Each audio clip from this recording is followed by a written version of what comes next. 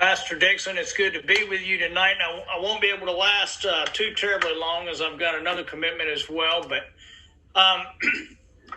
I think this is a great concept, and it's something that's it's needed, because sometimes we do get caught off guard and not able to answer the questions as to why we're a Democrat or what separates us from the Republicans. And it's I can remember the first time I ever walked into a ballot box. And I didn't walk. I was on my father's shoulders.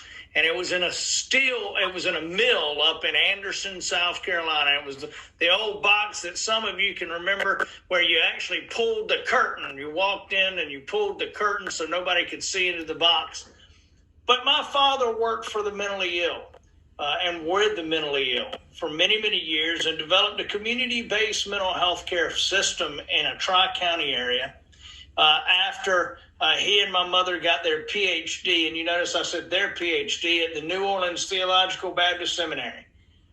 But my mother also spent 48 years teaching students how to think for themselves, irrespective of what their political ideology was. She started off at the inner city segregated schools. And when I say segregated, I don't just mean color, I mean gender as well, in New Orleans. But I was fortunate to have been raised by two people who taught me the value of individuals that don't think like me, that don't look like me, and don't necessarily talk like me. But most importantly, Pastor, they taught me not to be scared of people. And I believe that that's one of the things that we have a greater argument to make, that we're not scared of people who disagree with us.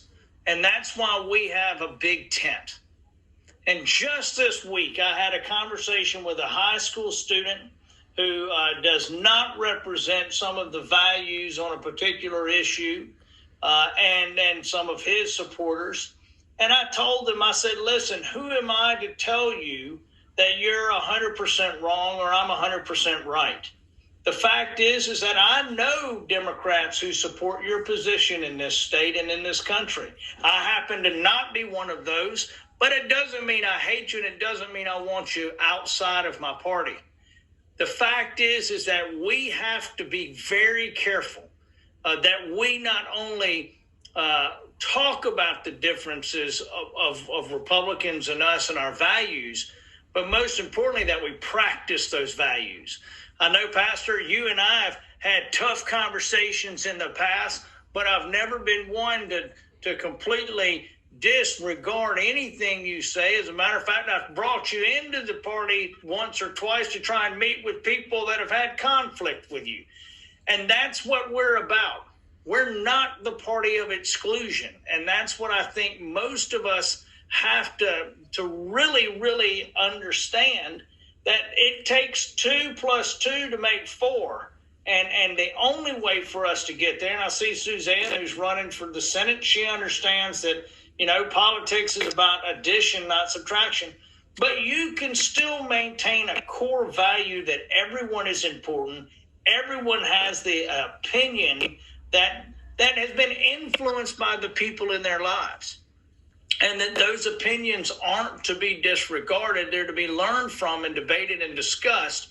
And it gets us to where we want. But also, as chairman, sometimes I have to be a little more targeted in my language and in my tact than some of you on this. And Greg is learning that as well. And anyway, I appreciate you giving me a moment, but I think at the end of the day, my mom and dad influenced that we're put on this earth a very, very short time, a blink of an eye, and it's not what we do for ourselves, it's what we do to help other individuals. And, my mom and dad could have made millions of dollars in the private sector, but they were called to work with the mentally ill, and they were called to teach students in the public school system. And those are the values that separate me from a lot of the Republicans who believe in a homogenous society with people who believe the same thing up one side and down the other. I mean, I think it's interesting, Pastor, that I have been criticized by some in our own party because, occasionally I'll quote a scripture verse. I'm not afraid to talk about religion. My dad was a Baptist when Baptists were Democrats. he doesn't understand where they've moved. But so I think that we've got to make sure that they don't get to own patriotism. They don't get to own religion. They don't get to own what's good in this world and label us with what's bad. And that's the difference, I think. And that's what makes me a Democrat.